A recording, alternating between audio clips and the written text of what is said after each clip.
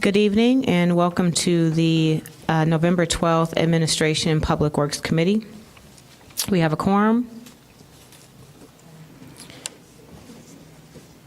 You ready? Okay. Alderman Rainey, you ready? Okay. Perfect.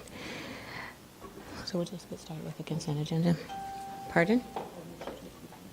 Okay. Thank you. May I have a motion to approve the meeting minutes for October 22nd? So moved. Second. All in favor? Aye. Aye. Can move on with the consent agenda. Perfect. We do have one public comment from Mr. James Engelman speaking to A28. Welcome, James. Happy to see you here. Happy to see you too. I'm sorry I didn't miss last week, not last week's meeting, but I was thinking if you guys could raise the when the firemen come and pick up a person who's sick, and I know you guys they send out a bill, for the ambulance pickup, and then or else. When the ambulance comes, fire department comes and picks up a person who fell out of his chair or scooter, maybe you guys could send him a notice, because there's a lot of people in my building that use the fire department a lot. Thank you very much. Thank you for your comment, James. Moving on with the consent agenda. A1, payroll October 1st through October 14th, $2,783,484.16.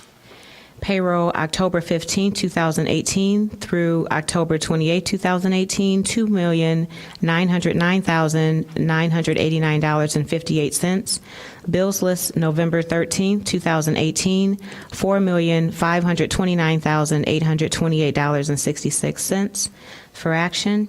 A2 is for action. Staff recommends City Council authorize City Manager to execute a 3-year agreement to sell road sought to Evanston School District 202. The agreement period is from November 15, 2018 through April 15, 2021. The price of sought for the period of November 15, 2018 through April 15, 2019 is $70.63 per ton. A3 is for action. Staff recommends City Council authorize the City Manager to execute a 3-year agreement to sell road sought to Evanston School District 65. The agreement period is from November 15, 2018 through April 15, 2021.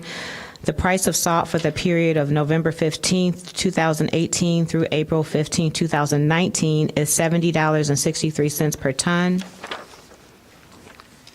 A4 is for action. Staff recommends that City Council authorize the City Manager to execute contracts with the following 4 vendors to supply water treatment chemicals in response to bid 1814, Alexander Chemical Corporation, in the amount of $167,040 to supply liquid aluminum sulfate. Pinco Inc. in the amount of $119,880 to supply HFS acid. Polydyed Inc. in the amount of $59,400 to supply polymer. Caris Group Inc. in the amount of $134,400 to supply blended polyphosphate. The total of these proposed purchases is $538,179.60. Funding for the purchase is from the water fund account. This is for action. A5 for action. Staff recommends City Council authorize the City Manager to execute a contract with Vermeer Midwest Incorporated for the purchase of directional drilling machine in the amount of $99,939. Funding for the purchase of the directional drilling machine is from the Water Fund, which has a budget allocation of $540,000 and a balance of $501,868.18. A6 is for action. Staff recommends that City Council authorize the city manager to execute a contract for the Clearwell 9 replacement project in the amount of $19,213,700 contingent upon receiving the appropriate loan funding from the Illinois Environmental Protection Agency. It is anticipated that the IEPA will provide loan funding for the state revolving fund in the amount of $22,800,000 for engineering and construction of this project. A7 is for action. Staff recommends that City Council authorize the city manager to execute change order number 4 to the agreement for the treated water storage replacement project engineering services with CDM Smith to extend the contract time to March 31st, 2021, which is the end of the planned construction period and closeout activities. There is no charge in contract price. A10 is for action. Staff recommends that City Council authorize the city manager to execute 16 contracts for snow towing services in an amount not to exceed $60,000. A complete list of vendors can be found on the corresponding transmittal memorandum and attachments. Funding for snow towing contracts is provided by Snow and Ice Contract General Fund. A11 is for action. Can you remove that, please? A11? Yes. Can you remove A12 also? Yes. Thank you. A11 and 12 is removed. A13 is for introduction. Local Liquor Commissioner recommends City Council adoption of Ordinance 131-018, amending Evanston City Code subsection 346 to increase the number of Class D liquor licenses from 51 to 52 and permit issuance of Class D license to 817 University LLC. A14 is for introduction. Staff recommends that City Council adopt Ordinance 117-018, which would increase the water meter charge and water rates by 11%.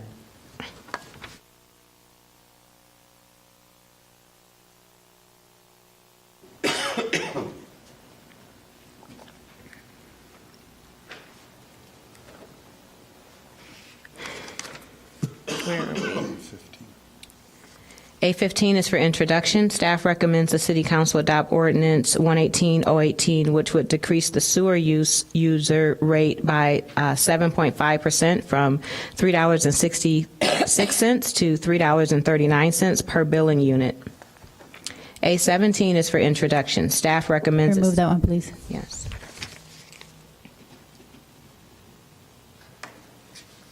A18 is for introduction.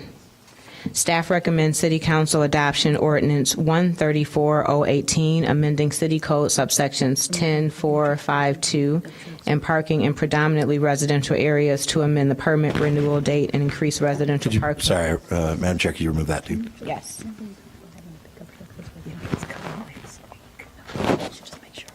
Excuse me. A20 is for introduction.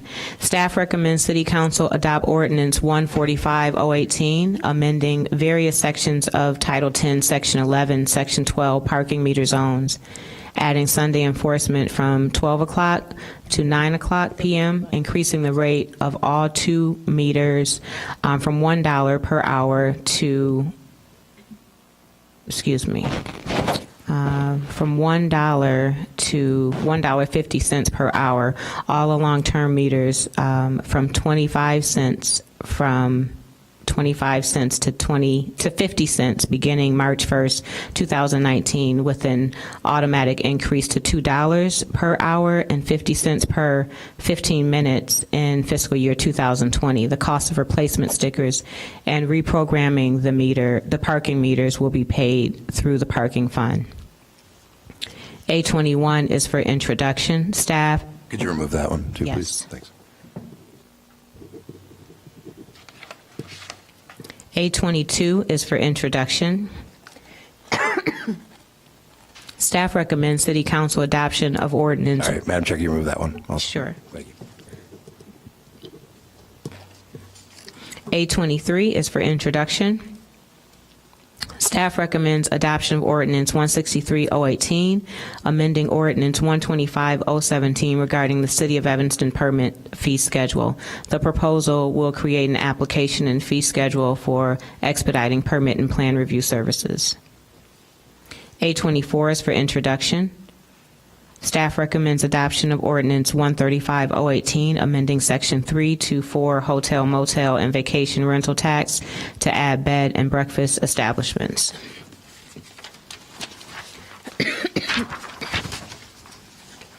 A25 is for introduction.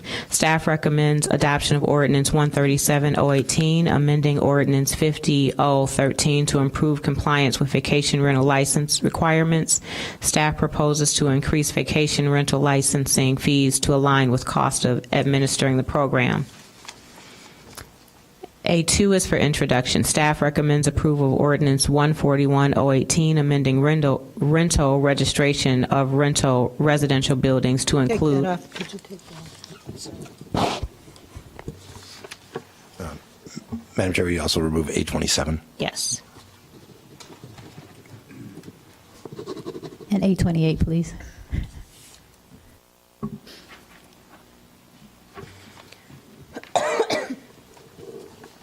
A29 is for action. That one? Okay. The Transportation and Parking Committee and staff recommend City Council approval of a free holiday validation program for parking meters in the city's 3 downtown self-park garages for evenings and weekends beginning November 24th, 2018 through January 5th, 2018. Funding is provided by the Parking Fund. The anticipated expense for this program is estimated at $30,000. A28. Oh.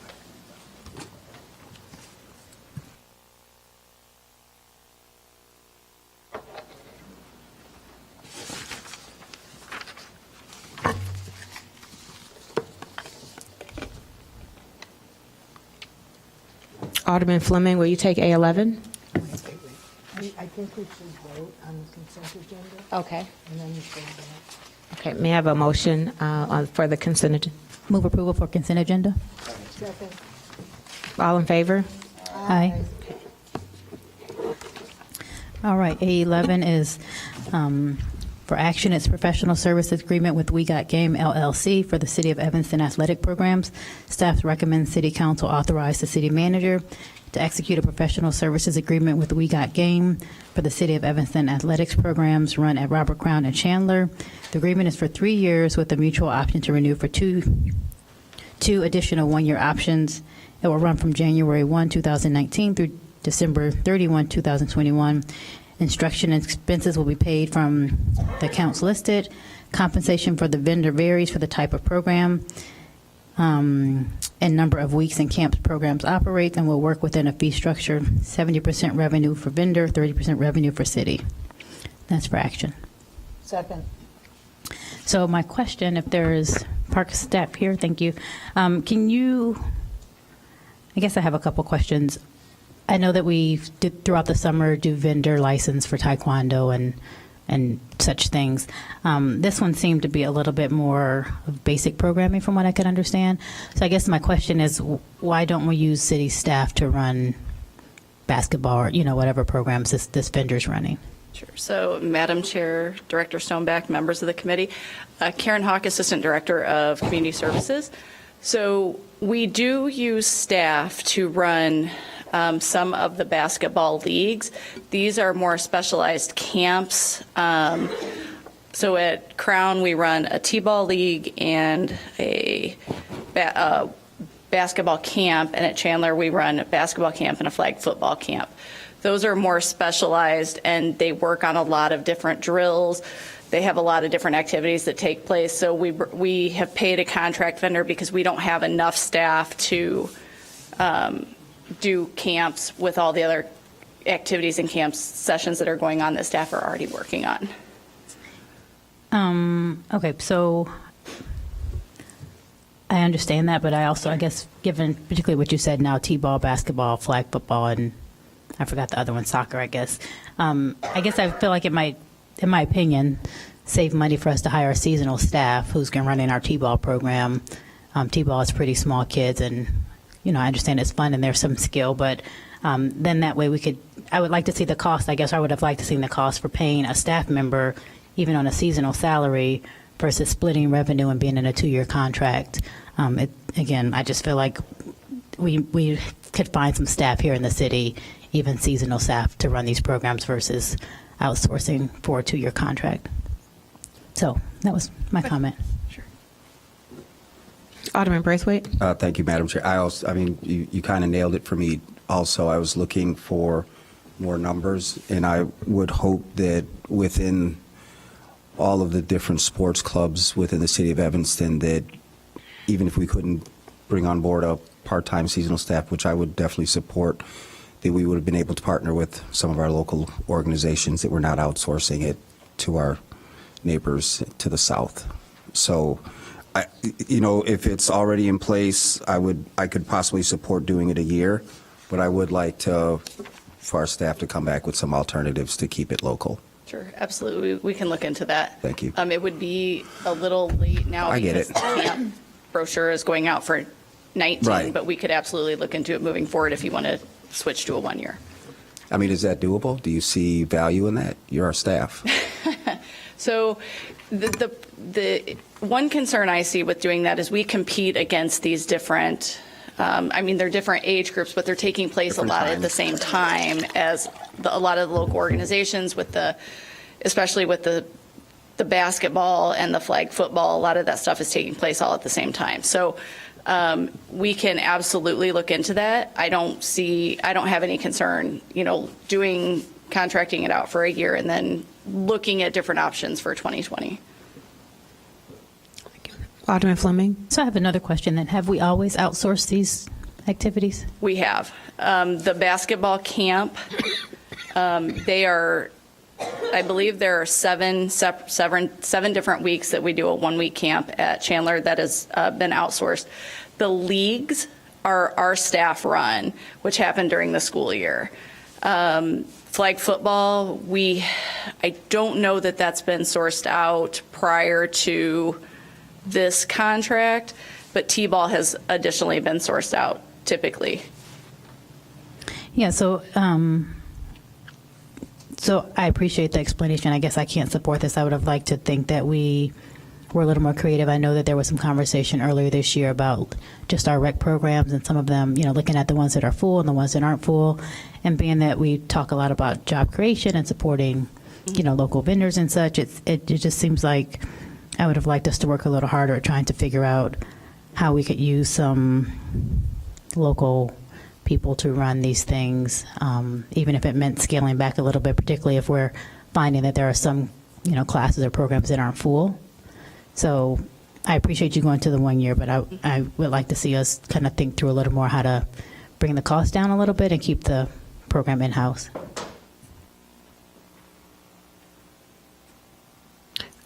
Is there any further discussion? It's been properly moved and seconded.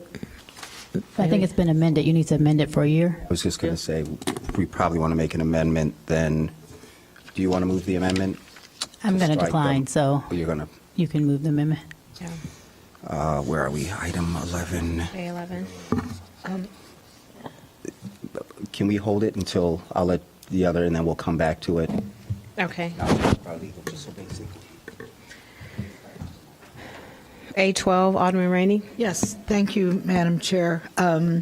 I move introduction of ordinance 131-018, increasing the number of Class U liquor licenses for Theo Ubique, the Cabaret Theater at, the correct address is 721 Howard Street, Evanston, Illinois. And then I'd like to speak to it. Second. Okay. Madam Chair, may I? Yes. Okay. This theater is a dinner theater. I know we call it a cabaret, but it's a dinner theater. And this request is for 2 hours before a show and 2 hours after a show to serve liquor. So very exciting news. The theater is going to open I believe December 5, the first week in December. And so, given that, I would like to move suspension of the rules and action for this evening, because that's not a lot of time to purchase their inventory and get the bar set up. Second. Okay, thank you. Any further discussion? Do we need to make any amended move, or we can vote on that now?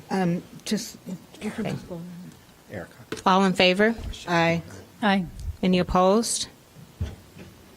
Motion passes. But it is 7:21. That's the only important thing. It's It not. has 7:21 here. 1751, yeah. Howard Street. Okay. Thank you. A17, Alderman Fleming. A17 is ordinance 30-0-18, amending section 7-2-6G, moving vehicle parking and storage containers on public way. Staff recommends that City Council adopt this ordinance, which would increase the fee to allow public parking spaces and/or other public right-of-ways to be reserved for loading and unloading of moving vehicles and storage containers without obstructing flow of traffic, from $100 to $120 to begin in January 1st, 2019 is for introduction. Second. All right, and actually, so here I wasn't objecting to the ordinance.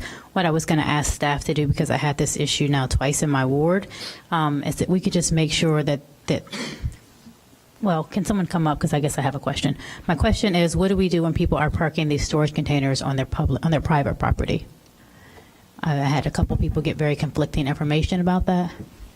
Do they need a permit? Do they not need a permit? Alderman Fleming, members of the committee, good evening.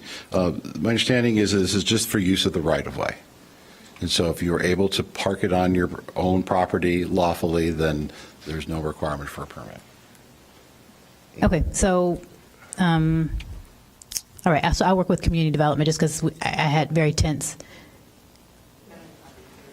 I'm sorry, you can have it on your property lawfully for 30 days. But So with- under the okay. code, you can have it on your property lawfully for 30 days without a permit. Otherwise, you need a right-of-way permit if it's on a. On the street, okay. Got it. Okay, so no permit on your property 30 days. And Mrs. Leonard, maybe you can just come up. My understanding is that we don't hear a lot of complaints on the property. So if a container is on a piece of private property, normally that's by complaint. We don't have the ability we don't mark them, check them, things like that if they're on private property. Right, I know, and that's what I noticed because it was by complaint. But the person had gotten conflicting information from the city, so I wanted to just publicly get the correct information out there. If you have a container in your driveway or such, you do not need a permit, but you only have 30 days. That is correct. I think what had happened was, in your particular case, somebody had called a different office and asked regarding, and they were given the answer for a public right-of-way time frame versus they had it on a private space, so they were given conflicted information. Okay, thank you. Director Stoneback? And I just want to clarify that in either case, the container must be provided by Groot under our franchise agreement. So no other company should provide dumpsters other than Groot. Now, this one isn't dumpsters. This is storage containers, so that would be like a pod or one of those kind of yeah, things. that's fine. Yeah. Okay, thank you. Any further discussion? All in favor? Aye. Any opposed? A18, Alderman Suffredin. Sure. Item A18 is ordinance 134-018, amending subsections 10452B7 and 11, parking in predominantly residential areas, increases the parking in predominantly residential area to amend the permit renewal date and increasing residential parking permit from $15 to $30. So I move approval and Second. intend to vote no.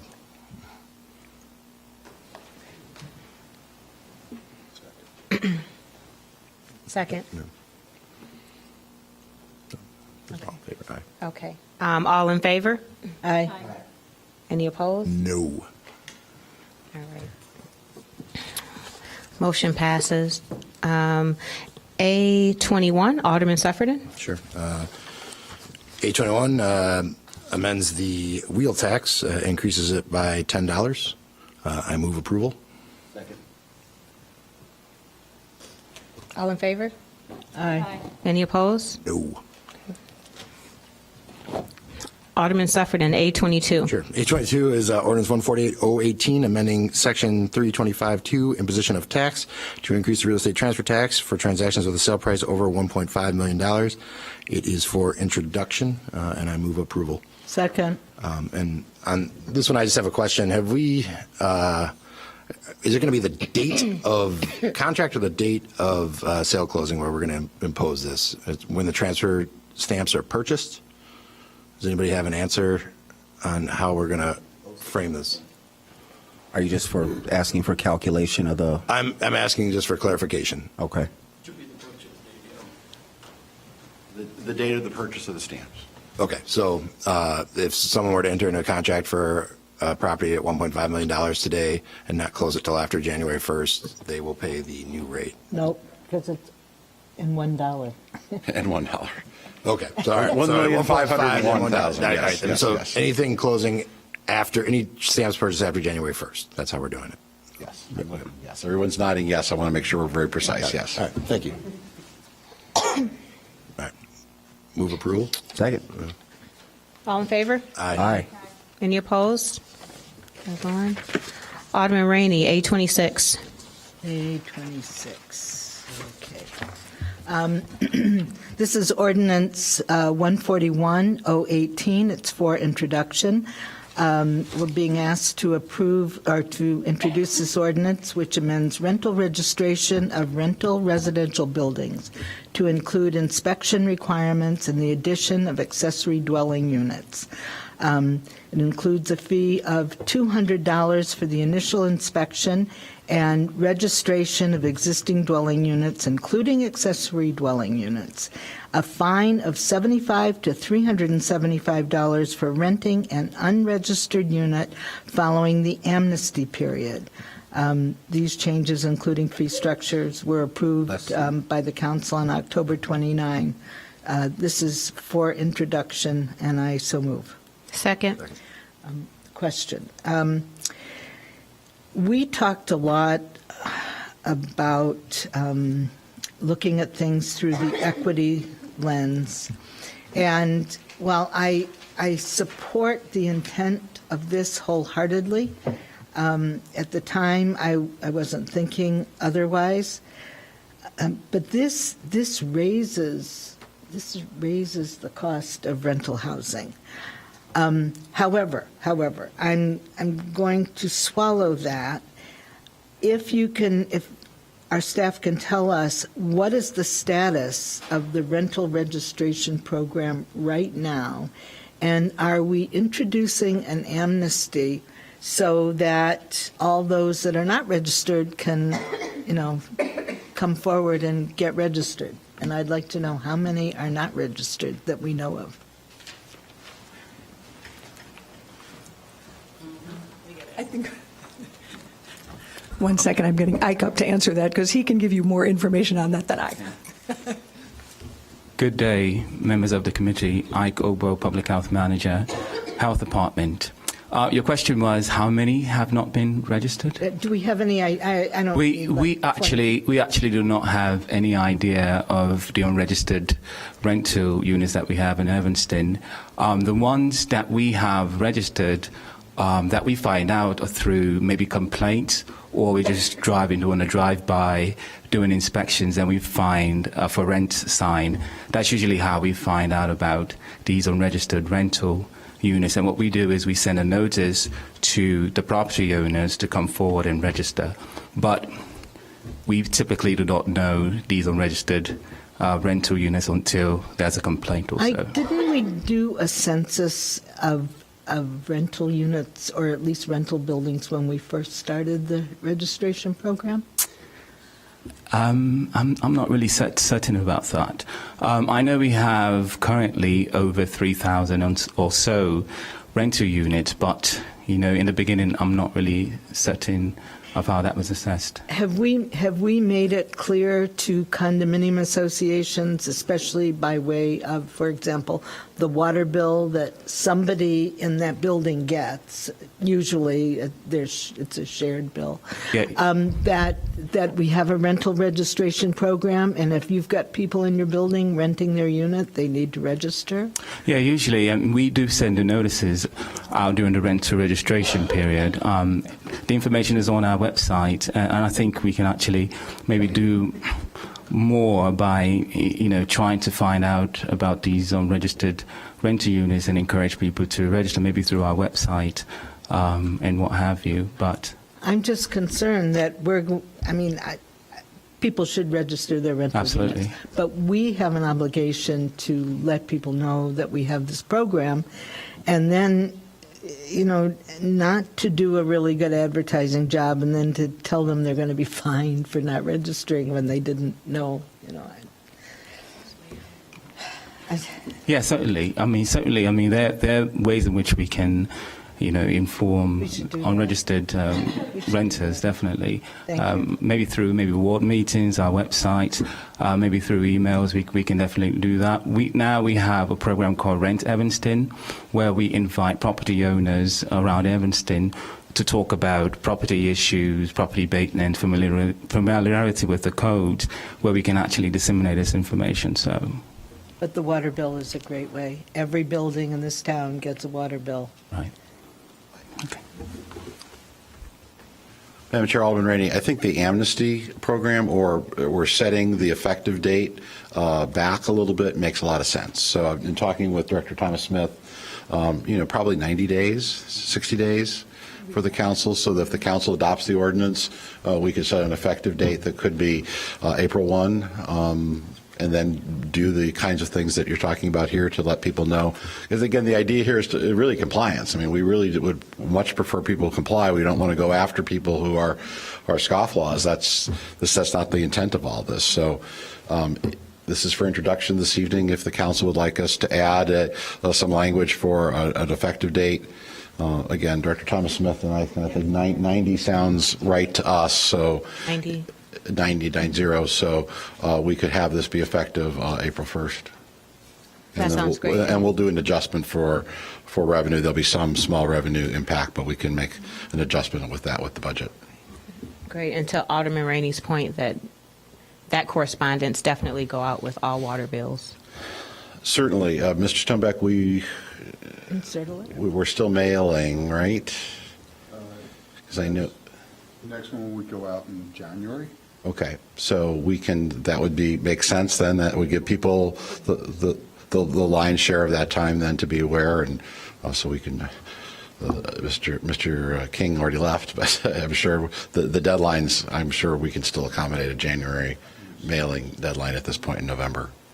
If we could also have Rent Evanston or some other staff hold a workshop of some sorts to educate landlords on the process. You bet.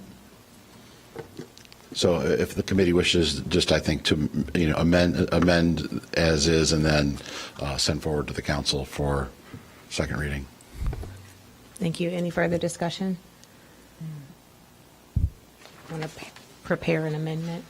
Who will do that? So staff should prepare an amendment for the introduction, or pass this introduction and we come back with a... Yeah, if that would be my recommendation. No, I'm not making an amendment. Okay. Oh, you're not? Okay. No, not really. I'm just, Giving my direction? concern is that we let people know about this. And Okay. The management companies, believe me, of these condo associations have no interest in participating in this, so they have to send that information down the chain to their owners.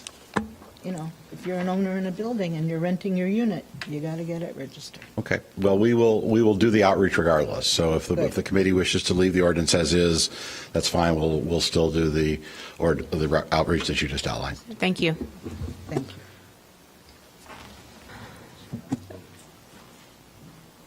you. Do we have a vote? We don't have a vote. Okay. It's moved and seconded. It's been properly moved and seconded. All in favor? Aye. Aye. Any opposed? Great. A17, Alderman Suffredin. Sure.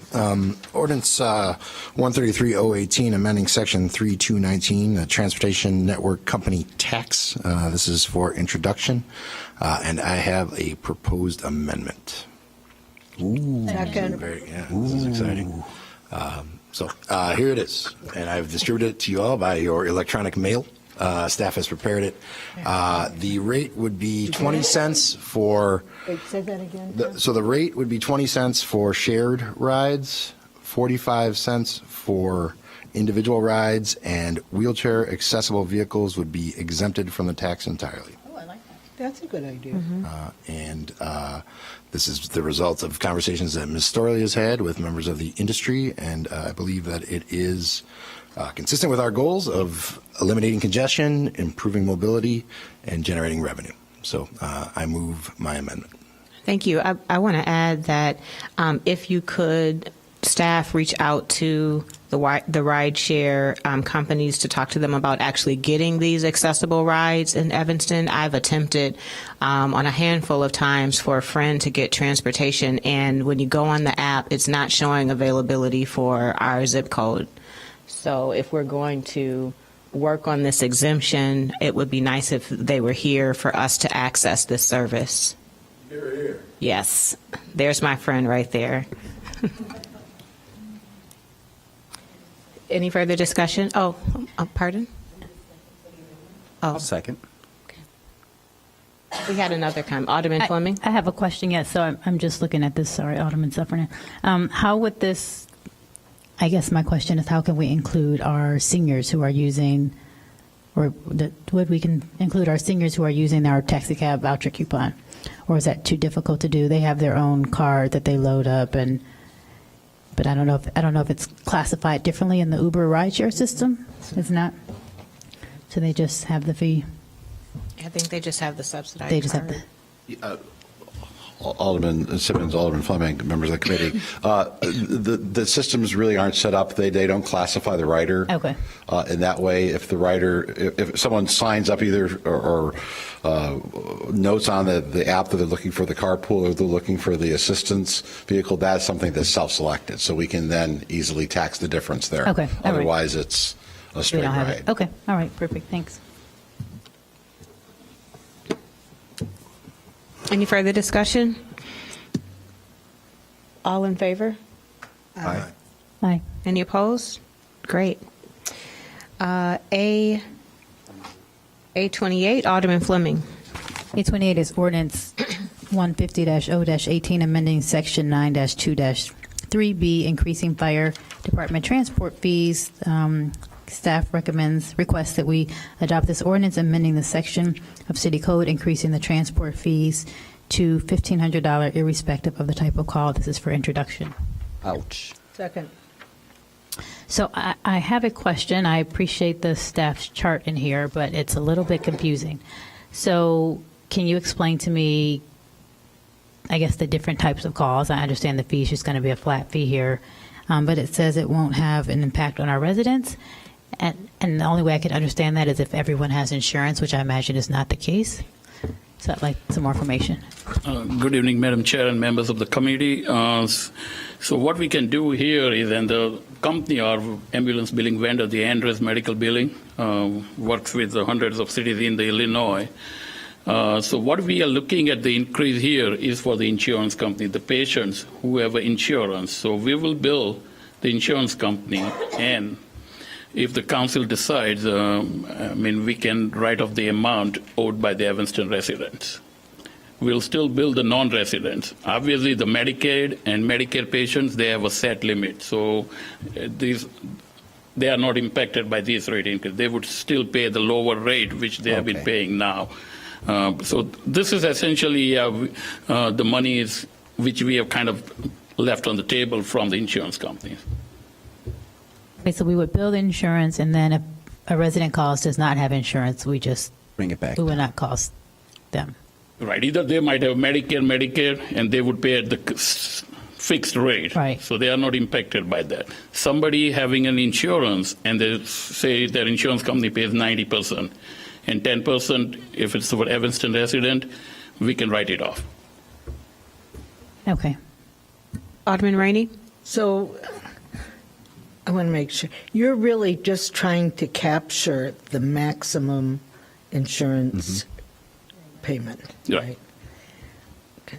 I mean, and we can be sure that Andrus is not going to be billing people for the remaining $300 No. that insurance company doesn't pay. We control that. So once we direct them, yes. Right. And in the past, I think our ambulance fee was always whatever Medicaid or Medicare their $250. max was. We try to kind of match that.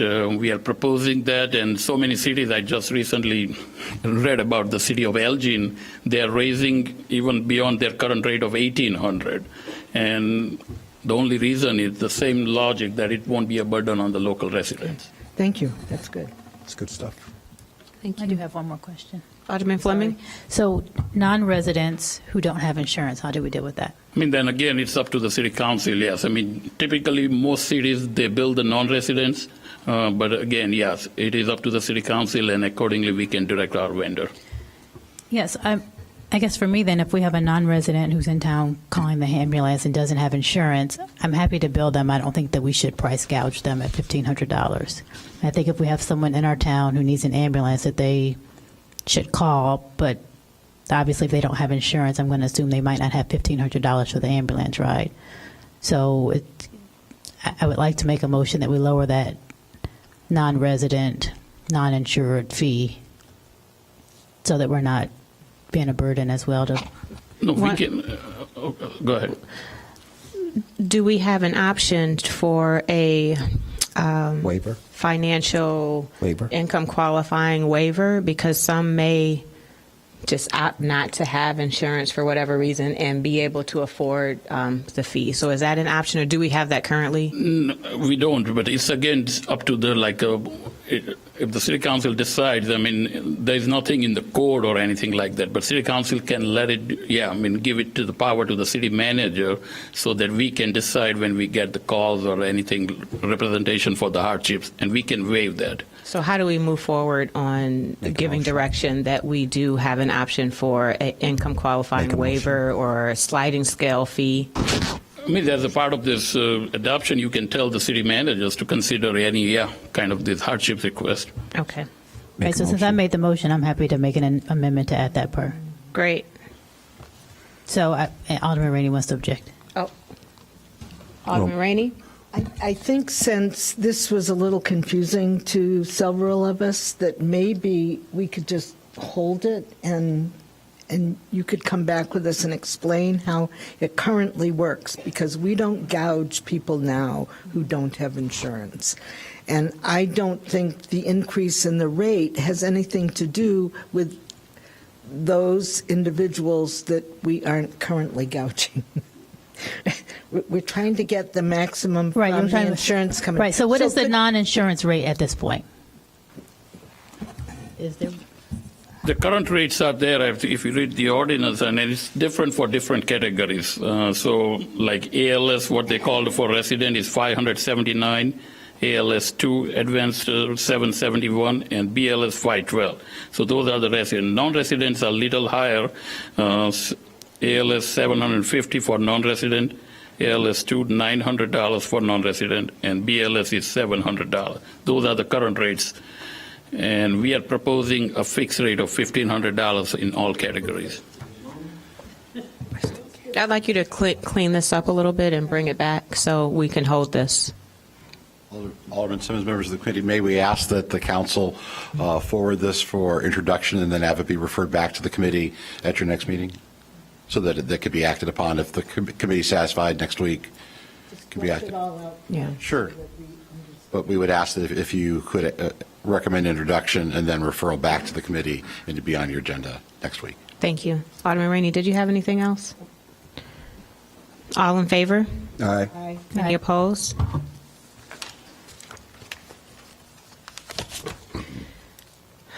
Items for consideration. A8 for action. Staff recommends approval of change order number 1 to the contract with Monson Nicholas Incorporated, reducing the contract for the Service Center parking deck restoration by $67,576.77.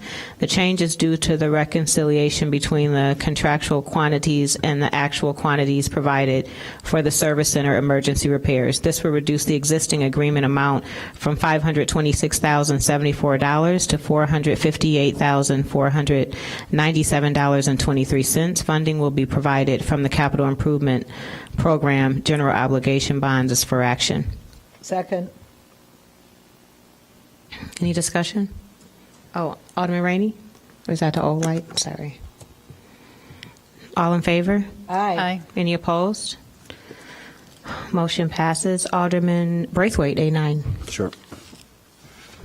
Madam Chair, I'd like to move item A9. It's a change order number 1 to consulting contract Weiss, Janney, and Elsner Associates for the Service Center emergency repairs. It's in the dollar amount of $19,000 from $44,300 to $63,800. And this is coming out of our general obligation bonds. Second. Alderman Fleming? I just have a quick question. I know this was a kind of emergency job that we had to do, but during this process, do they check in with us to say, hey, we're going to go over, or is it just kind of when they finish, they realize they went over? I'm just trying to figure out what our checks and balance is here. Director Stoneback? Yes, during the project, they did advise us of the additional work that they were doing. At first, it was hoped that it would be incorporated under their current contract amount, but as more items kept coming up, that's when they officially noticed that they would need to ask us for more funding. All right, thank you. Alderman Braithwaite? Did you? Oh, sorry. That's lights are confusing me. Did we, all in favor? Aye. Aye. Any opposed? A16, Alderman Fleming. A16 is ordinance 128-0-18, amending Title 8, Chapter 4, Municipal Solid Waste, and increasing the sanitation service charge. Staff recommends council adopt this ordinance, modifying Title 8, Chapter 4 of the City Code for Municipal Solid Waste, increasing the service charges for refuse collected in 95 and 65-gallon rollout carts by 15%, the collection of refuge from condominiums by 2.3%, and the charges for special pickups beginning January 1st, 2019. This is for introduction. Second. Any discussion? All in favor? Aye. Any opposed? I oppose. Motion passes. A19, Alderman Rainey. We're being asked to introduce amending the city code regarding parking violation penalties, increasing the fine for a street sweeping violation by $35 to $75, with a $50 additional penalty if paid after the expiration of 21 days.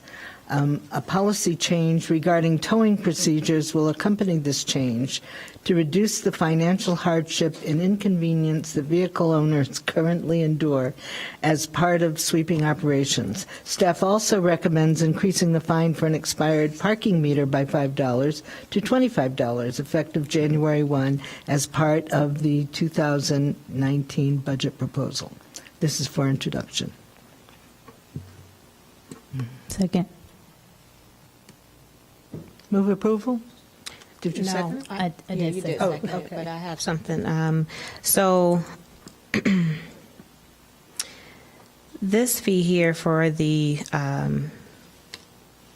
street sweeping, I'm concerned many of the neighborhoods where the heavy ticketing is in neighborhoods that are going to be financially challenged for any sort of increase right now. And there's limitation on parking alternatives in these neighborhoods. So can we discuss that a little bit more? That we do not increase this piece of it.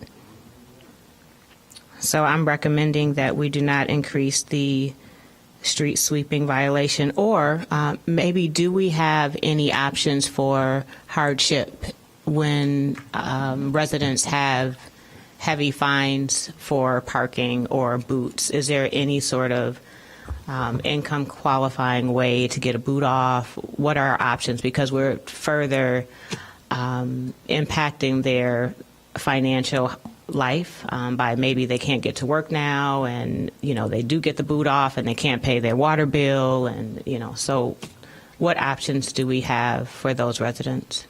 Good evening, Madam Chair, members of the committee. Erica Storley, Assistant City Manager. So the whole point of increasing this fine is that it is accompanied by the new policy that we would no longer tow. So currently, if you are in violation of street sweeping on a street that allows for towing, you pay $35 to the City of Evanston for your fee, or your fine, $40. Then your car is towed to North Shore Towing. You pay North Shore Towing $125, plus any storage fees that have been accumulated since your car has arrived there. So all in, you're paying much more than $75, which is what we're proposing that the increase be. So you're coming out ahead, and you don't have to go and pick your car up from the tow yard. If we were to, I'm sorry, your question was about options that we have. So we're working with our parking citation management company, Passport, to implement a payment plan. We have these now in limited order because it's a manual process and super time consuming. But with the changeover to the new provider that we did earlier this year, one of the requirements that we had was that we'd be able to offer these parking ticket payment plans more frequently and a little bit easier to track and implement. So that will be rolling out after the first of the year, which will make it significantly easier for some people to sort of pay those over time versus having to come up with them all up front. But just the whole impetus behind this policy change is in order to alleviate the financial burden that currently exists, not to increase it. Although for some it will be increased because not every street that has street sweeping is a tow street. But significant portions of time for the parking enforcement officers are spent actually doing the towing operations, which it brings no financial benefit to the City of Evanston because by the time they tow the cars, it's not even worth their time by the $40 fee that we get. But then the resident has to endure the $125 fee to the towing company plus the storage. So there'd be no tow streets with this? So right now, for street cleaning, there are certain streets that are posted tow zones, mostly streets with one-sided parking. And then there are streets that are not tow zone unless they're special posting. So like if a physical placard was put up around, those are ones where debris has built up such that we actually have to move the cars and do a special posting versus your standard every 3-week or 2-week cleaning that you currently have. Okay, Alderman Rainey? Are you saying that there is a reason why people don't move their cars for street cleaning? Well, I'm saying there are certain neighborhoods that there are no other option. So when we have street cleaning and you can only park on one side of the street, and then the next block over is going to be congested and full to capacity for parking because everyone on that block parked there, and so you could have to walk as much as 3 blocks from your house, and you may have a senior. There are, different reasons why you may not be able to move your car. I know that on late nights and city council meetings, I usually have to park at least 2 blocks away from my house to get to park. Now, if I were had a handicap or whatever, I may not be able to park. I may have to risk parking in front of my house. And so I don't imagine every neighborhood is this way, but certain neighborhoods have real limitations on parking. And I was going to mention that in the south end of town, it's wall-to-wall multifamily buildings, so we have a terrible problem. However, what we found was that people, and the tickets, I'm sure the city is losing money now because we're not getting tickets anymore, mainly because people claim they couldn't keep track of when street cleaning was because the sign, I still have to read the sign to remember which side. And so, there are all sorts of ways to find out about street cleaning, but what several neighborhoods have done in my ward is we had signs made up, and we tie them to the trees the fourth Tuesday and Wednesday of every month, saying, "Don't park here. It's street cleaning," and these orange signs are 100% effective, unless somebody has been taken away to the hospital and can't get home to move their car. People actually do move their car, and they've told people that, "Oh my God, it's so nice that you put those signs up." And 3 or 4 signs on each side of the street in a block, it just made the biggest difference. And so I'm just thinking sometimes a lot of cars we see parked, they really, they go to work every morning, they come home, they sleep here, they don't really participate in what's going on, and they really don't remember that it's time to move your car. And it's only from 9 to 1 or from, 1 to 4? I mean, they aren't like 8 or 10-hour periods, so I'm just saying, I think if people really knew that they could get their street clean and it wouldn't look terrible, Yeah. if they moved their car, they would move their car. We've found that to be the case. Thank you. Any further discussion? All in favor? Oh, what's that? Aye. Any opposed? No. Motion passes. And Just go back for item A11. A11? Yep. That's the amended one? Yep. Alderman Braithwaite or Thank you. Alderman Braithwaite, Madam Chair. A11? Yep, Madam Chair, members of the committee, item A11, I'd like to make a quick amendment to line 4. So it should read, the agreement is for 1 year. And on the second line, the agreement period will run from January 1, 2019 through December 31st, 2019. Second. All in favor? Aye. Any opposed? No. Are you Alderman Fleming. opposing the amendment, or you're opposing I'm the... opposing the whole contract. So you might want to allow the amendment to pass, and then you can vote no on the contract, if It that's all right? It passes Yeah, even it with my passes. no. Everyone else voted yes. Okay, Yeah. all right, good. Any items for discussion? Oh.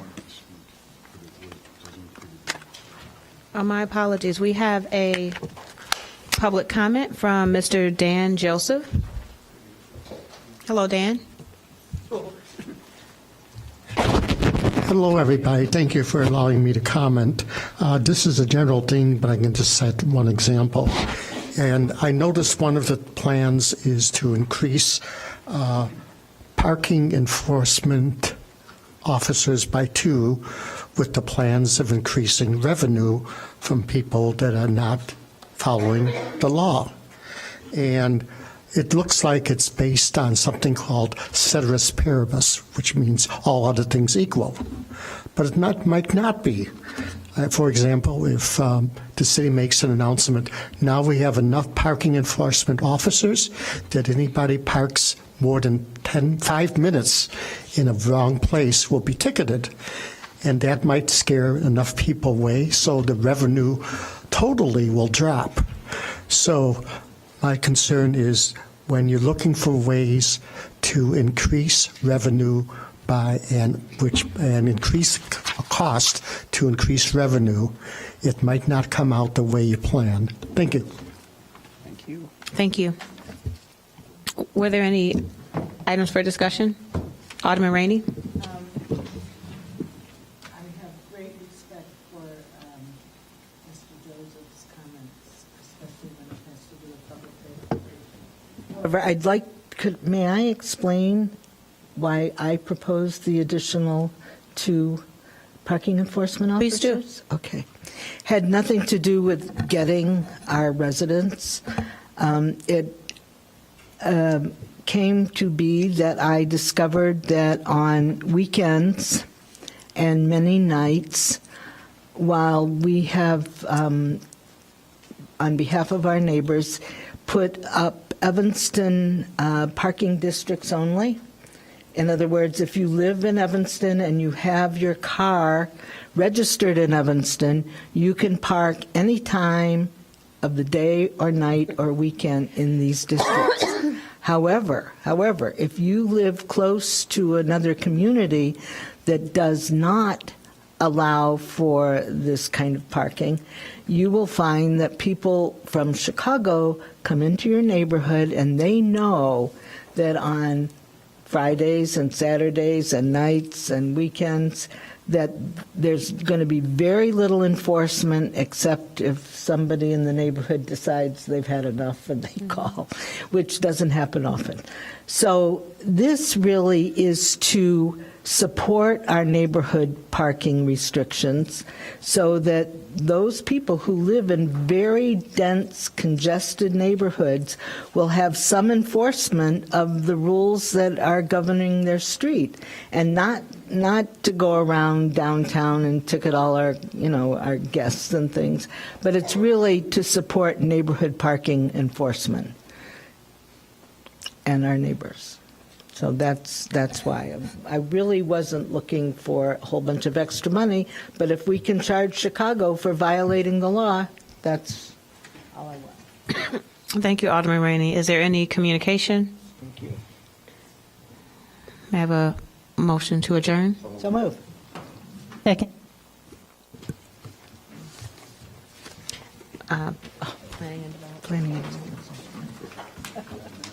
Planning and Development will start in 10 minutes at 7:10. Thank you. Yeah.